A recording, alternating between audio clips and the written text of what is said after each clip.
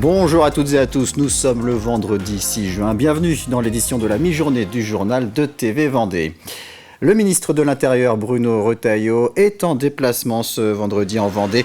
Une visite qui a débuté au Sables-d'Olonne avec une cérémonie d'hommage aux sauveteurs de la SNSM, morts en mer le 7 juin 2019. Deux annonces lors de ce passage au Sables-d'Olonne. Au niveau local, de nouveaux locaux pour le commissariat de police des Sables-d'Olonne en 2029. Et au niveau national, le dépôt d'un projet de loi pour améliorer les conditions de travail des policiers. La visite s'est poursuivie au commissariat de la Roche-sur-Yon. En début d'après-midi, Bruno Retailleau sera au Vendespace à l'occasion du Vendée Civic Tour, événement célébrant les 10 ans du passeport du civisme.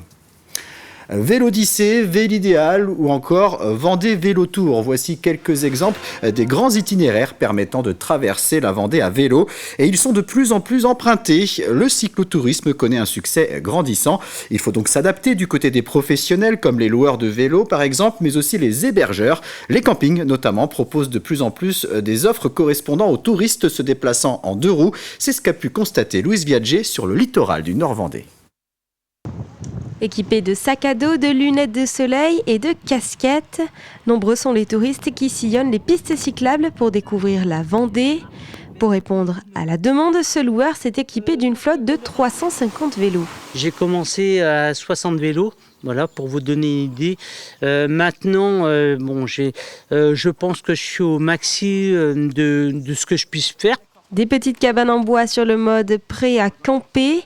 Ce camping a développé en 2022 des cabadiennes, un espace pour les randonneurs et les touristes à vélo avec le nécessaire pour passer une ou plusieurs nuits. On s'est aperçu que c'était un concept qui plaisait beaucoup et qui répondait à une demande qui était forte et qui était croissante. Donc du coup, on est passé de 4 locatifs à 8, on a doublé le parc et on a peut-être pour projet d'améliorer encore plus cette zone-là, de faire un local vraiment dédié à proximité, de venir mettre une table de pique-nique avec une plancha supplémentaire pour satisfaire tout le monde. Ces professionnels ont un point commun, ils font partie des 220 prestataires labellisés en Vendée Accueil Vélo. Une marque attribuée pour 3 ans à un restaurant, un hébergeur ou encore un loueur de vélo.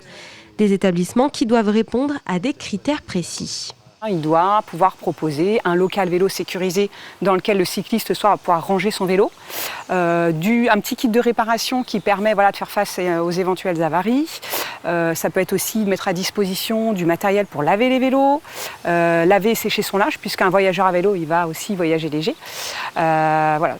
Tout un tas de critères. Et puis il y a aussi des professionnels, certains campings par exemple, qui mettent en place des hébergements, enfin ils vont au-delà des critères et ils mettent en place des hébergements spécifiques pour cette clientèle de voyageurs à vélo qui vont pouvoir louer à la nuit. Le cyclotourisme, c'est avant tout une manière de voyager économique, écologique et flexible. La Vendée compte plus de 1800 km de pistes cyclables. Et comme vous avez pu le voir dans ce reportage, on trouve de plus en plus de solutions d'hébergement dédiées aux cyclotouristes et certaines sont conçues et fabriquées localement en Loire-Atlantique et en Vendée. L'entreprise Hello Cabane, située à la Chaise-le-Vicomte, fournit également ses produits en Bretagne, en Charente-Maritime ou encore dans le Vercors. Un logement en bois simple, flexible et qui permet d'étaler la saison touristique avec des locations de mars à octobre. La conception de la cabane, donc il y a une partie de mur qui est inclinée et qui est dédiée, en fait, qui a été pensée et dédiée et conçue pour accueillir, en fait, pour être un abri vélo, en fait. Ça permet de sécuriser les vélos. Donc c'est un public, le public des cyclo-randonneurs, c'est un public qui a suffisamment, qui a des vélos qui coûtent assez cher et donc souvent ils souhaitent pouvoir sécuriser à l'abri, en fait, leur vélo. Et au plus proche d'eux, en fait.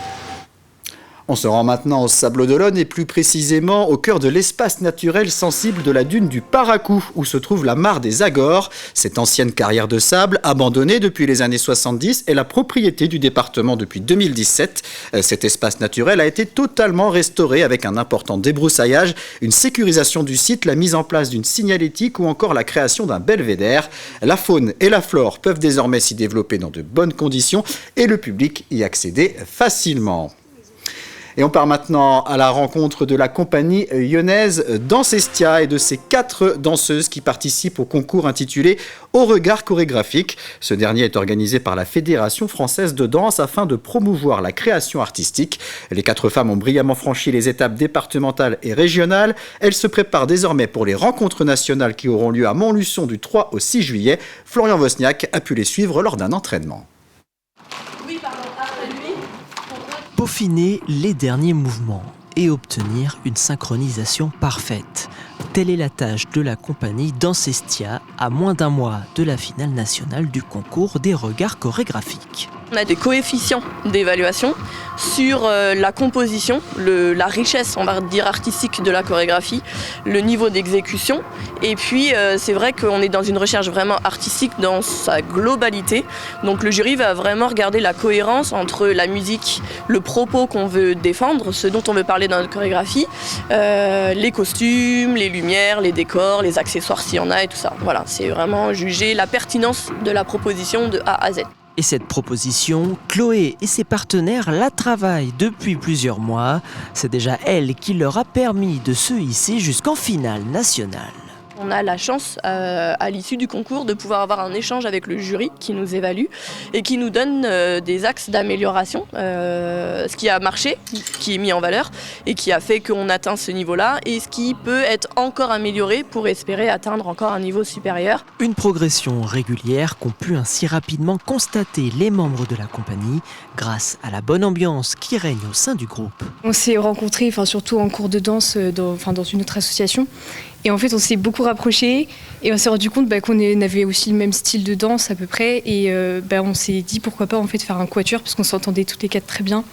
Et c'est parti de là. Et après, on a eu notre chorégraphe aussi qui est venu nous aider aussi pour porter la choré et le projet. Et puis cette bonne entente, c'est perçu par le public et c'est assez étonnant parce que nous, c'est naturel, c'est la relation qu'on a au quotidien. Mais ça rajoute quelque chose pour le spectateur en tout cas. La compagnie Dansestia a désormais rendez-vous le 5 juillet prochain à 21h à Montluçon et espère bien séduire une dernière fois le jury du concours. Et à noter que la compagnie présentera sa chorégraphie à l'occasion du festival Colors qui se tiendra à La Roche-sur-Yon du 12 au 15 juin. C'est la fin de cette édition, merci de l'avoir suivi. Je vous donne rendez-vous à 18h pour un nouveau point sur l'actualité. Très bonne journée sur TV Vendée.